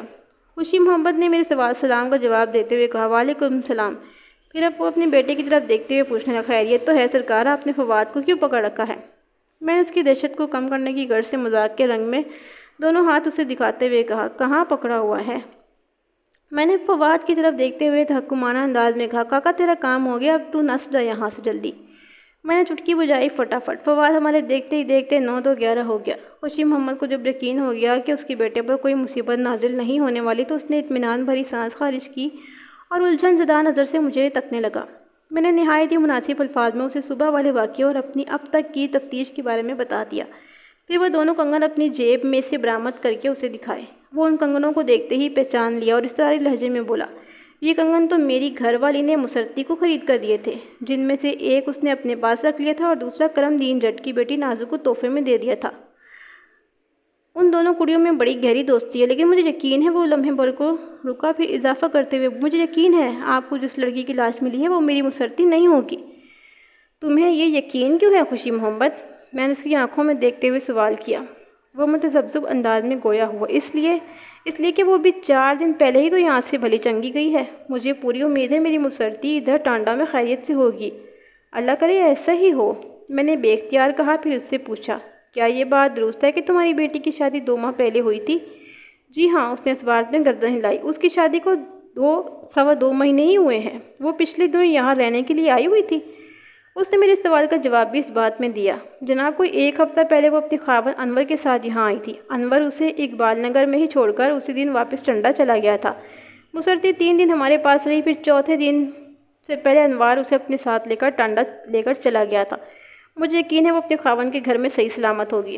آخری جملے اس نے بڑے اعتماد سے ادا کرنے کی کوشش کی تھی، لیکن میں نے محسوس کر لیا کہ وہ اپنے اندر کسی گہری کشمکش میں مبتلا ہو گیا تھا۔ وہ ایک باپ تھا اور ایک معقول باپ کی طرح اسے ایسی تفتیش میں کشمکش میں مبتلا ہونا بھی چاہیے تھا۔ میں نے اس کی حالت کو ذہن میں رکھتے ہوئے محتاط لہجے میں کہا، خوشی محمد تم نے بتایا ہے 4 دن پہلے تمہاری بیٹی اقبال نگر سے موزے ٹانڈا روانہ ہو گئی تھی۔ کیا اس کے بعد ٹانڈا کی طرف سے دونوں میاں بیوی کی خیریت کی اطلاع موصول ہوئی؟ نہیں، اس نے اپنے سر کو اسواتی جنبش دیتے ہوئے کہا، اقبال نگر سے ٹانڈا اور ٹانڈا سے اقبال نگر اکثر لوگ آتے جاتے رہتے ہیں۔ اسی طرح یہاں سے وہاں اور وہاں سے یہاں خوشی کی خبریں پہنچتی رہتی ہیں، لیکن یہ ایک اتفاق ہے کہ پچھلے 4 دنوں میں ایسی کوئی اطلاع ادھر سے ادھر نہیں آئی۔ اگر میری بیٹی کے ساتھ کوئی گڑبڑ ہو گئی ہوتی تو یقیناً یہ بات ابھی تک چھپی نہیں رہ سکتی تھی۔ وہ لمحے بھر کو سانس درست کرنے کے لیے تھما، پھر اپنی بات کو مکمل کرتے ہوئے بولا، آپ جس معاملے کی تفتیش کر رہے ہیں اس نے مجھے بڑی پریشانی میں ڈال دیا ہے۔ میں سوچ رہا ہوں کل صبح تڑکے میں ٹانڈا روانہ ہو جاؤں اور مسرتی کی خیریت معلوم کر کے آ جاؤں۔ صبح نہیں، اسی وقت خوشی محمد، میں نے اس کی بات کاٹتے ہوئے اصراری لہجے میں کہا، تم فی الفور ٹانڈا جاؤ اور وہاں کے حالات کی خبر لے کر آؤ۔ میں کل صبح تمہیں اپنے سامنے تھانے میں دیکھنا چاہتا ہوں، مکمل رپورٹ کے ساتھ، کیا سمجھے؟ وہ سر کو کچھ اس انداز میں حرکت دینے لگا جیسے بتانا چاہ رہا ہو، جی ابھی میں بڑی اچھی طرح آپ کی بات سمجھ گیا ہوں تھانے دار صاحب۔ میں واپس جانے کے لیے مڑا تو خوشی محمد نے منت ریز لہجے میں کہا، تھانے دار صاحب میں آپ کے ہر حکم کے مطابق ابھی ٹنڈا روانہ ہو جاتا ہوں، لیکن آپ سے میری ایک چھوٹی سی درخواست ہے۔ اس کے شکستہ لہجے کو دیکھتے ہوئے میں نے پوچھ لیا، ہاں بولو، تم کیا کہنا چاہتے ہو؟ کہ اگر آپ کو مجھے اس لڑکی کی لاش دکھا دے تو بڑی مہربانی ہوگی۔ فوری طور پر تو تمہاری اس خواہش کو پورا کرنا ممکن نہیں ہے خوشی محمد۔ تم ٹانڈا کی رپورٹ کے ساتھ صبح تھانے آ جاؤ، میں تمہیں خود اپنے ساتھ لے کر ہسپتال جاؤں گا اور لاش کی شناخت کرا دوں گا۔ ہسپتال میں؟ اس نے چونک کر میری طرف دیکھا، پھر کپاتی ہوئی آواز میں پوچھا، کیا اس لڑکی کی لاش ہسپتال کے مردہ خانے میں رکھی ہے؟ میں نے اس کی ذہنی الجھن دور کرنے کی خاطر وضاحت کرتے ہوئے کہا، نامعلوم مقتولہ دوشیزہ کی لاش کو پوسٹ مارٹم کے لیے سرکاری ہسپتال بھجوایا گیا تھا۔ پوسٹ مارٹم کی ابتدائی رپورٹ کل دوپہر کے بعد ملنے کی امید ہے، لیکن اگر تم صبح میرے پاس آ جاتے ہو تو تمہیں سرکاری ہسپتال لے جا کر لاش کا چہرہ کروا دوں گا۔ بات اس کی سمجھ میں آ گئی۔ اس نے مجھے یقین دلایا کہ ابھی وہ دکان بند کر کے گھر جائے گا اور اپنی گھر والی کو صورتحال سے آگاہ کرے گا اور پہلی فرصت میں میرے حکم کی تعمیل کے لیے ٹنڈا روانہ ہو جائے گا۔ میں نے اسے اللہ حافظ کہا اور کانسٹیبل عارف کے ساتھ واپسی کی راہ لی۔ ہماری سائیکلیں چودھری سرور کی حویلی میں کھڑی تھی۔ ہم تیز تیز قدم اٹھاتے ہوئے حویلی کی جانب بڑھنے لگے۔ اگر سائیکلیں ہمارے پاس بھی ہوتی تو وہ بھی مجھے تھانے جانے سے پہلے چودھری سرور کی حویلی تو جانا ہی تھا۔ چودھری نے بڑی محنت سے مجھے تاکید کی تھی کہ نازو اور کنگن کے حوالے سے جو بھی حقائق سامنے آئے میں اسے ان سے آگاہ کرتے ہوئے تھانے کا رخ کروں۔ چودھری اس کیس میں خصوصی دلچسپی محسوس کر رہا تھا۔ کسی کے خلوص اور محبت کا جواب بھی محبت اور خلوص سے ہی دینا چاہیے۔ لہٰذا میں تھانے پہنچنے سے پہلے ہی چودھری سرور سے ایک مختصر ملاقات کا خواہاں تھا۔ 7 مئی کی صبح بڑی سنسنی خیز تھی۔ میں توقع کر رہا تھا جب میں تیار ہو کر تھانے پہنچوں گا تو خوشی محمد سے ضرور ملاقات ہوگی۔ میری یہ توقع پوری تو ہو گئی مگر بڑے ہی ہنگامہ خیز انداز میں۔ خوشی محمد تھانے کے برآمدے میں بیٹھا میرا انتظار کر رہا تھا مگر وہ اکیلا نہیں تھا۔ اس کی بیوی جمیلہ اور داماد انور بھی اس کے ساتھ تھے اور ان تینوں کے چہرے بری طرح اترے ہوئے تھے۔ میں نے اپنے کمرے کی جانب قدم بڑھاتے ہوئے کانسٹیبل سے کہا کہ وہ انہیں میرے پاس بھیج دیں۔ میں اپنی مخصوص کرسی پر بیٹھ چکا تو وہ تینوں میرے سامنے موجود تھے۔ میں نے اپنی میز کے آگے بچھی کرسیوں کی جانب اشارہ کرتے ہوئے ان سے کہا، آپ لوگ آرام سے بیٹھ جائیں۔ خوشی محمد نے ٹوٹے ہوئے لہجے میں کہا، تھانے دار صاحب مجھے بیٹھنے کو چھوڑیں، آپ ہمیں فوراً ہسپتال لے کر چلیں۔ ان کے چہروں کو دیکھ کر مجھے اندازہ تو ہو چکا تھا ادھر ٹانڈا میں بھی کوئی بڑی گڑبڑ ہو گئی ہے اور یہ بھی توقع تھی اس گڑبڑ کا تعلق یقیناً مسرت جبی عرف مسرتی سے ہوگا۔ اور اب خوشی محمد کے لہجے نے میرے اس اندازے کی تصدیق کر دی تھی۔ میں نے اسے مخاطب کرتے ہوئے پوچھا، خوشی محمد میں تمہیں ہسپتال لے کر چلتا ہوں، پہلے ٹانڈا کے بارے میں رپورٹ تو دو۔ خوشی محمد کے بجائے انور نے دکھی لہجے میں بتایا، میری بیوی مسرتی گھر سے غائب ہے جی، آپ ہمیں اس لڑکی کی لاش دکھائیں تاکہ… بولتے بولتے وہ اچانک خاموش ہو گیا۔ اس کی آواز بھی شکستگی سے اندازہ ہوتا تھا کہ اس سے آگے بولنے کی اس میں ہمت نہیں تھی۔ مجھے یہ بھانپنے میں ذرا دقت محسوس نہ ہوئی کہ وہ تینوں توقع کر رہے تھے کہ کل صبح مجھے نہر میں سے جو لاش ملی تھی مسرتی کے سوا کوئی اور نہیں تھی۔ جمیلہ نے روحان سے لہجے میں کہا تھا، تھانے دار صاحب آپ رات کو گھر آئے تھے لیکن آپ نے مجھے اس معاملے کے بارے میں کچھ نہیں بتایا تھا۔ اب تو دیر نہ کریں، ہمیں فوراً ہسپتال لے چلیں۔ ہائے میری بچی، وہ آنسو بہاتے ہوئے باقاعدہ بین کرنے لگی۔ خوشی محمد کی حالت بھی دگرگوں تھی، البتہ انور نے خود کو بڑی حد تک سنبھال رکھا تھا۔ وہ دکھی اور ملول تو نظر آتا تھا لیکن اس نے اپنے جذبات کو کنٹرول سے باہر نہیں ہونے دیا تھا۔ فوری طور پر صورتحال کے پیش نظر میں نے یہی فیصلہ کیا کہ انہیں ہسپتال لے جاؤں، باقی باتیں بعد میں ہوتی رہیں گی۔ تاہم جمیلہ کی جذباتی کیفیت کو دیکھتے ہی میں نے ان پر واضح کر دیا، میرے ساتھ صرف انور اور خوشی محمد ہسپتال جائیں گے۔ جمیلہ کو میرا یہ سخت فیصلہ اگرچہ ہرگز پسند نہیں آیا تھا، تاہم میری بات ماننے کے سوا اس کے پاس کوئی چارہ بھی نہیں تھا، لہٰذا وہ آنسو بہاتے ہوئے خاموشی سے ایک طرف بیٹھ گئی۔ میں نے ایک تانگے کا بندوبست کرایا اور انور خوشی محمد کو اپنے ساتھ لے کر سرکاری ہسپتال کی جانب روانہ ہو گیا۔ نامعلوم مقتولہ دوشیزہ کی لاش کو دیکھنے بعد ہسپتال میں جو قہرام برپا ہو اس کی تفصیل بیان کرنا میں ضروری نہیں سمجھتا۔ ایک جملے میں صرف یہ جان لیں کہ اب وہ نامعلوم نہیں رہی تھی۔ اس نے احتیاطاً ان سسر داماد کو اس لڑکی کا محض چہرہ دکھا دیا تھا اور چہرے کی ایک مختصر سی جھلک دیکھتے ہی باپ نے بیٹی کو اور شوہر نے اپنی بیوی کو فوراً پہچان لیا تھا۔ وہ ستم نصیب بدبخت لڑکی کوئی اور نہیں، مسرت جبی عرف مسرتی ہی تھی۔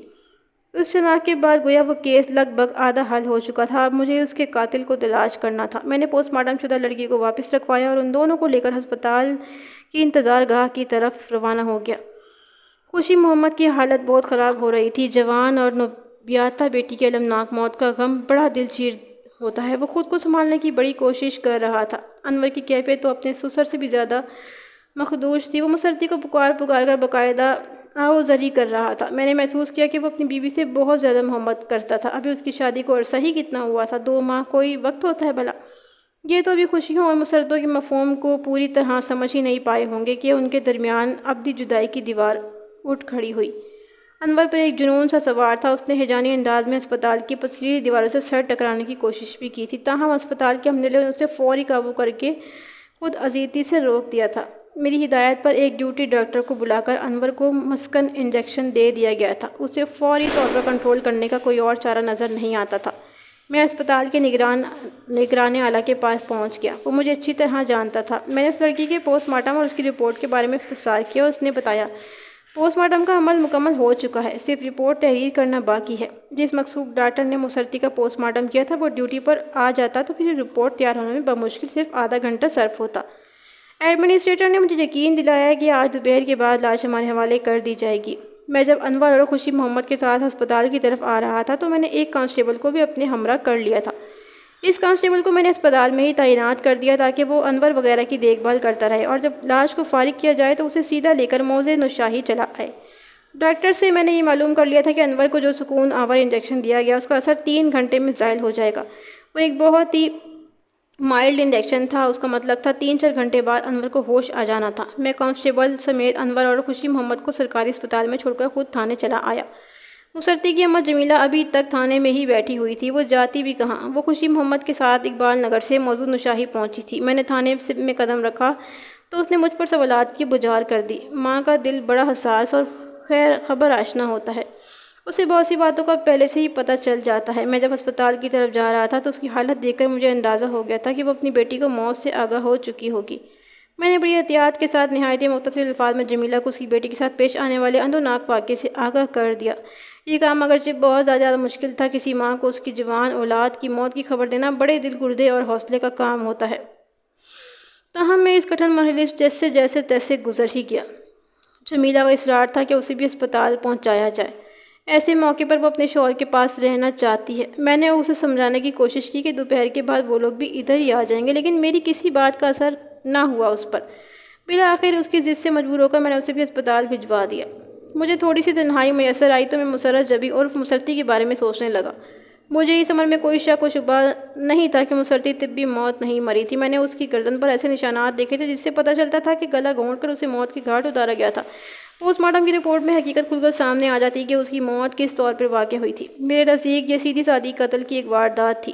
انور ہسپتال سے واپس آ جاتا تو میں اس سے مسرتی کی موت کے بارے میں کچھ پوچھتا۔ جمیلہ خوشی محمد سے اس سلسلے میں کوئی سوال کرنا فضول ہی ہوتا۔ وہ اس بارے میں کچھ جانتے ہوتے تو خوشی محمد رات ہی کو مجھے بتا دیتا۔ انور کا کہا ہوا ایک جملہ میرے ذہن میں گردش کر رہا تھا، میری بیوی مسرتی گھر سے غائب ہے جی، آپ ہمیں اس لڑکی کی لاش دکھائیں تاکہ مسرتی گھر سے غائب ہے۔ اس کے الفاظ بہت کچھ سوچنے پر مجبور کر رہے تھے۔ مسرتی کی لاش 6 مئی کی صبح کو موزے نشاہی میں دریافت کی گئی تھی اور اس دریافت کا صحرا ریمو مچھیرے کے سر جاتا تھا۔ اب سوال یہ پیدا ہوتا تھا کہ اس کی موت کب، کہاں اور کیسے واقع ہوئی، اور کیسے کا جواب تو پوسٹ مارٹم کی رپورٹ سے مل جاتا۔ کہاں کا سراغ مجھے لگانا تھا۔ کوئی عملی قدم اٹھانے سے پہلے ہی میرا ذہن مسلسل اسی کے بارے میں سوچ رہا تھا۔ اگر مسرتی کا قتل موزے ٹنڈا میں ہوا تھا تو پھر اس کا یہ مطلب تھا کہ اس کی موت رات کے پہلے حصے میں واقع ہوئی ہوگی۔ موزے ٹنڈا اور نشاہی کے درمیان لگ بھگ 8 میل کا فاصلہ تھا۔ لاش نہر میں تیرتے ہوئے ریمو کے جال تک پہنچی ہوگی۔ اگر اس بد نصیب کو اقبال نگر کے قریب جوار میں دیکھا جاتا۔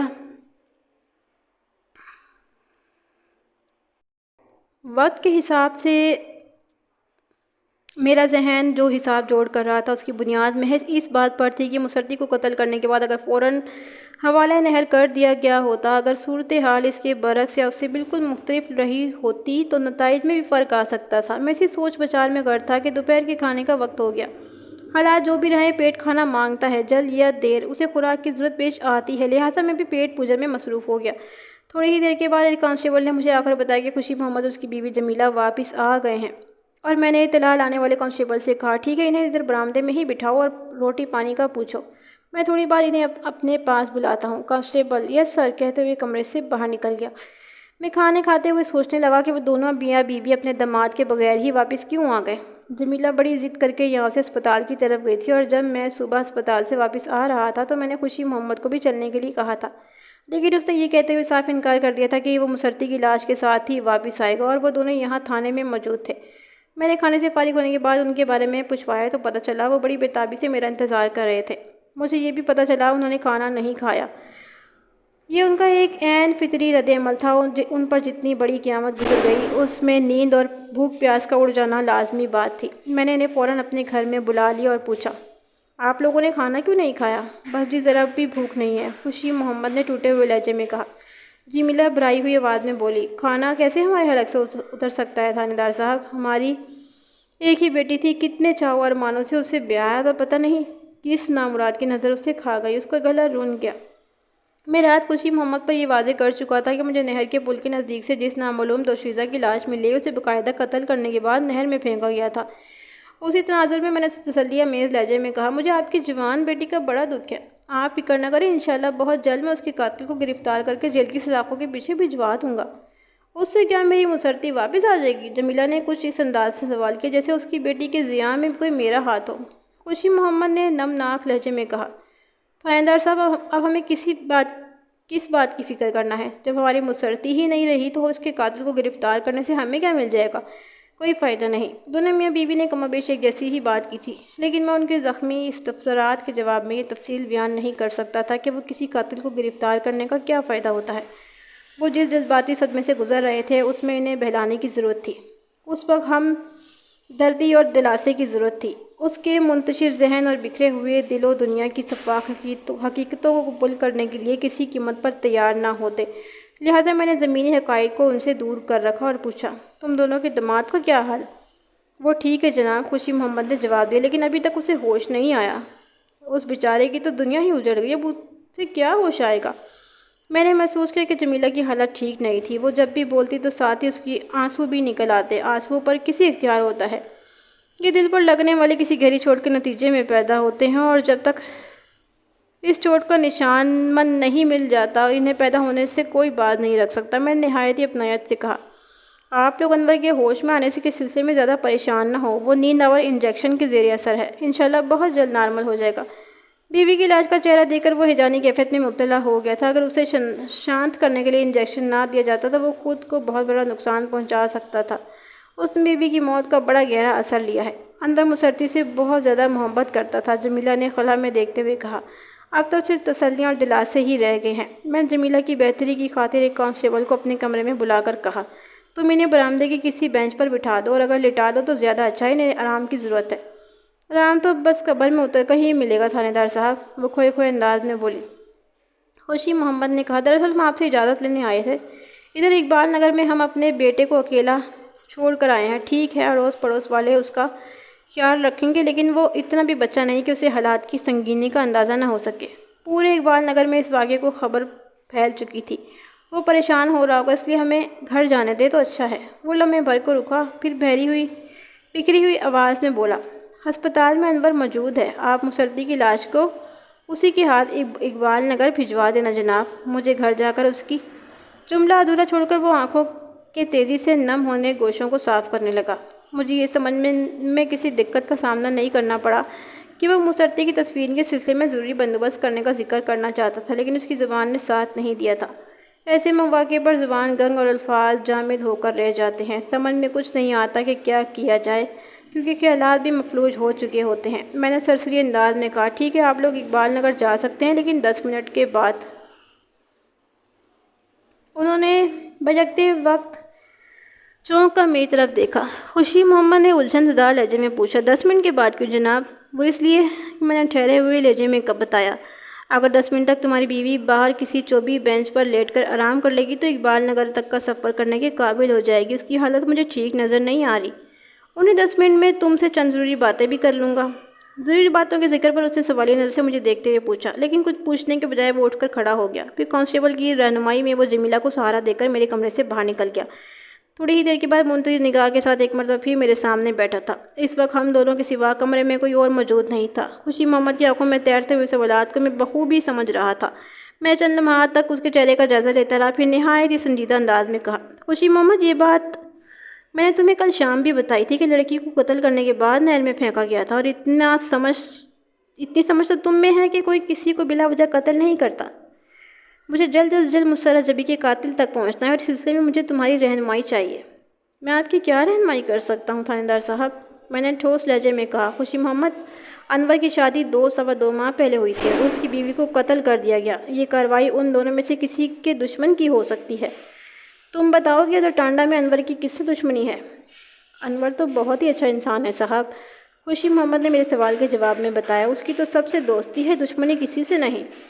میں یہ مان ہی نہیں سکتا خوشی محمد، میں نے الفاظ پر زور دیتے ہوئے کہا، انسان کے جہاں دوست ہوتے ہیں وہاں کوئی ایک آدھ دشمن بھی ضرور موجود ہوتا ہے۔ وہ بے بسی سے نفی میں گردن ہلاتے ہوئے بولا، میں اس بارے میں کچھ نہیں جانتا جناب، اپنے بارے میں تمہارا کیا خیال ہے؟ میں سمجھا نہیں۔ میرا مطلب یہ ہے کہ تمہیں اپنے دشمنوں کا تو بخوبی علم ہوگا نا، ممکن ہے اس دشمنی کا تمہاری بیٹی پر اثر پڑا ہو۔ ایسی کوئی بات نہیں تھانے دار صاحب، میں نے ایک اور امکانی سوال کیا، مسرتی کی شادی پر کوئی تم سے ناراض تو نہیں تھا؟ میں نے اس کی آنکھوں میں الجھن کے آثار نمودار دیکھے تو جلدی سے وضاحت کر دی، خوشی محمد، دراصل میں یہ چاہتا ہوں اقبال نگر میں کوئی اس بات پر ناخوش نہیں تھا کہ مسرتی کی شادی انور سے کیوں ہو رہی ہے۔ نہیں، بالکل نہیں، پورے گاؤں کو مسرتی کی شادی میں بڑھ چڑھ کر حصہ لیا، ہر کوئی بہت خوش تھا، سب مجھے مبارکباد دے رہے تھے۔ میں نے اس کی بات مکمل ہونے پر پوچھا، اور ادھر ٹانڈا کی کیا صورتحال تھی؟ کیا وہاں بھی سب لوگ انور کی مسرتی سے شادی پر خوش تھے؟ میں وہاں کے ایک بندے کے دل کا حال تو نہیں جانتا تھانے دار صاحب، خوشی محمد نے ٹھہرے ہوئے انداز میں کہا، لیکن ایسی کوئی ناپسندیدگی دیکھنے اور سننے میں تو نہیں آئی۔ میں نے زاویہ سوالات کو تبدیل کرتے ہوئے کہا، تم جب کل رات ٹانڈا پہنچے تو وہاں کی کیا صورتحال تھی؟ جب میں وہاں پہنچا تو انور گھر سے نکلنے ہی والا تھا۔ خوشی محمد نے میرے سوال کا جواب دیتے ہوئے بتایا، تم رات کو کہاں جا رہے ہو؟ اس نے تفتیش بھرے لہجے میں بتایا کہ وہ اقبال نگر ہی آ رہا تھا۔ میں آپ کی زبان سے ایک بری خبر سننے کے بعد گھر سے نکلا تھا۔ جب انور کے انداز میں بھی گڑبڑ محسوس ہوئی تو میں نے اس سے پوچھے بنا نہ رہ سکا، خیریت تو ہے انور؟ تم اس افراتفری میں کیوں ہو؟ اس نے بھرائی ہوئی آواز میں مجھے بتایا کہ وہ صبح مسرتی کو صحیح سلامت گھر میں چھوڑ کر چلا گیا تھا۔ جب شام میں وہ واپس ٹانڈا پہنچا تو مسرتی گھر میں موجود نہیں تھی۔ اس نے اڑوس پڑوس حتیٰ کہ گاؤں کے ایک ایک بندے سے اپنی بیوی کے بارے میں پوچھ لیا، لیکن کسی کو مسرتی کے بارے میں کوئی خبر نہیں تھی۔ ٹانڈا ایک چھوٹا سا گاؤں ہے، بمشکل 20-25 گھر ہوں گے۔ اس تلاش و جست جو میں نے انور کی مسرتی کو کہیں نہ ملے تو پورے گاؤں کو اس بات کی خبر ہو گئی کہ انور کی گھر والی اچانک غائب ہو گئی ہے۔ اس صورتحال نے انور کو بھی پریشان کر دیا۔ ہر کوئی اس کی پریشانی میں اضافہ کرنے کے لیے پوچھ رہا تھا، انور تمہاری نئی نویلی دلہن کہاں چلی گئی، کہاں غائب ہو گئی؟ جب نکیلے اور چھپتے ہوئے سوالات کا یہ سلسلہ اس کی برداشت سے باہر ہو گیا تو اس نے اقبال نگر آنے کا فیصلہ کر لیا۔ وہ سانس ہموار کرنے کے لیے متوقف ہوا، پھر سلسلہ اکرام کو جاری رکھتے ہوئے بولا، وہ گھر سے نکلنے ہی والا تھا کہ میں وہاں پہنچ گیا۔ میں نے اسے اقبال نگر موزے نوشاہی کی صورتحال سے آگاہ کیا۔ اس نے مجھے ٹانڈا کے تازہ ترین اور پریشان کن حالات کی خبر دی۔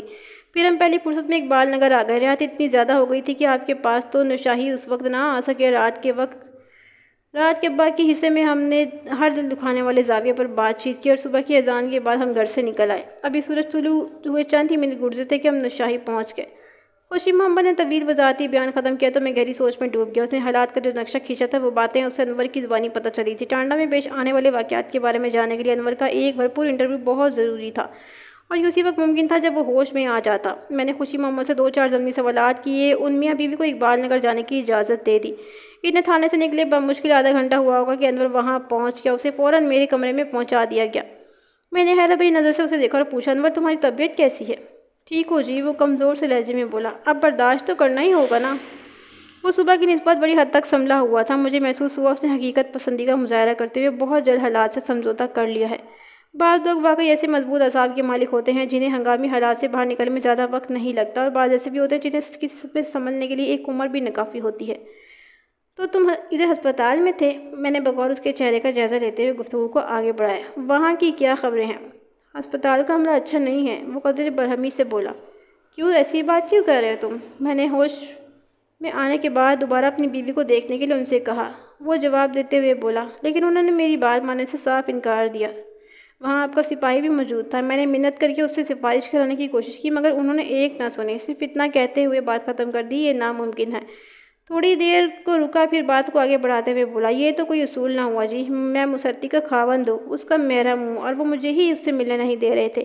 تنگ آ کر میں نے پوچھ لیا، وہ پوسٹ مارٹم شدہ لاش کب دیں گے؟ انہوں نے بڑی رکھائی سے جواب دیا، یہ ہم تمہیں نہیں بتا سکتے، ہم تھانے سے لاش وصول کر لینا۔ وہ لمحے بھر کو دوبارہ متوقف ہوا، پھر اضافہ کرتے ہوئے بولا، میں نے آخرکار یہی فیصلہ کیا کہ جب وہ میری بھی کوئی بات ماننے کو تیار نہیں ہے تو پھر ہسپتال میں پہرہ لگا کر بیٹھنے کا کیا فائدہ؟ تھانے چل کر خوشی محمد اور جمیلہ چاچی کا دکھ ہی بتاتا ہوں، لیکن وہ دونوں مجھے یہاں کہیں نظر نہیں آ رہے۔ وہ بات ختم کرتے ہی سوالیہ نظر سے مجھے تکنے لگا۔ میں نے نہایت ہی ٹھہرے ہوئے اور سمجھانے والے انداز میں ان کے تمام سوالات کے جواب دیتے ہوئے کہا، دیکھو انور، ہسپتال والوں نے تمہارے ساتھ کوئی زیادتی کی ہے اور نہ ہی انہوں نے تم سے کسی برے سلوک کا گزارا ہے۔ انہوں نے وہی کیا جو ان کا فرض بنتا تھا۔ اگر تم غور سے اپنے حالات کا جائزہ لو تو تمہیں اچھی طرح یہ محسوس ہو جائے گا کہ تم مسرتی کی خاوند تھے اور اب نہیں ہو، اور یہ کہ اس کی طبی موت نہیں ہوئی، البتہ اسے باقاعدہ قتل کرنے کے بعد نہر میں پھینکا گیا ہے، لہٰذا اس کی لاش کو پوسٹ مارٹم کے لیے ہسپتال بھجوایا گیا۔ آج صبح میں تمہارے ساتھ تھا، اس لیے میری درخواست پر انہوں نے تمہیں لاش کے چہرے کی ایک جھلک دکھا دی تھی، ورنہ یہ بھی ممکن نہیں تھا۔ میں لمحے بھر کو خاموش ہوا، اور جہاں تک خوشی محمد اور جمیلہ کا تعلق ہے، وہ تو دونوں مجھ سے اجازت لے کر اقبال نگر گئے ہیں۔ جب مسرتی کی پوسٹ مارٹم شدہ لاش تھانے آ جائے گی تو میں لاش کی وصولی کے لیے انہیں یہاں بلوا لوں گا۔ وہ یکلخت کھڑا ہو گیا۔ کیا ہوا انور؟ کچھ نہیں، وہ بددلی سے بولا، میں بھی اقبال نگر ہی جا رہا ہوں۔ جب چاچا خوشی محمد اور چاچی جمیلہ نہیں ہے تو میں یہاں بیٹھ کر کیا کروں گا؟ اس کو یہ پری رد عمل ٹھٹکا دینے والا تھا۔ اگر کوئی اور وقت ہوتا تو میں ضرور اس پر جرح کرتا، لیکن اسے پیش آنے والے سانے سے بخوبی آگاہ تھا، اور ہسپتال میں اس پر طاری ہونے والی جنونی کیفیت کو میں خود اپنی آنکھوں سے دیکھ چکا تھا۔ بیوی کی ابدی جدائی نے اس کے ذہن کو بری طرح متاثر کیا تھا، لہٰذا اسے الاؤنس دیتے ہوئے ہاتھ رکھا اور کہا، انور تمہیں اقبال جانے کی کوئی کے لیے کوئی نہیں روک رہا، لیکن اس سے پہلے میں تم سے چند ضروری باتیں کرنا چاہتا ہوں۔ تم 10 منٹ کے لیے بیٹھ جاؤ تو اچھا ہوگا۔ میرے لہجے میں شامل سنجیدگی کو دیکھتے ہوئے اس نے لمحے بھر کو سوچا، پھر جس مکانگی انداز میں وہ اٹھ کھڑا ہوا تھا ویسے ہی ایک جھٹکے سے بیٹھ گیا۔ میں نے اس کی آنکھوں میں دیکھتے ہوئے سوال کیا، انور، میری تجربہ کار اور جہاں دیدہ آنکھیں کہتی ہیں کہ تمہاری بیوی کو کسی نے قتل کر کے نہر میں پھینک دیا تھا۔ ذرا اب سوچ کر بتاؤ، تمہارا ایسا سنگ دل اور شفاق دشمن کون ہو سکتا ہے؟ وہ میرے سوال کا جواب دینے کے بجائے الٹا مجھ سے مستفسر ہوا۔ آپ کس بنا پر یہ دعوے سے کر سکتے ہیں کہ میری مسرتی کو کسی نے قتل کیا ہے؟ یہ بات آپ نے پہلے بھی کی ہے۔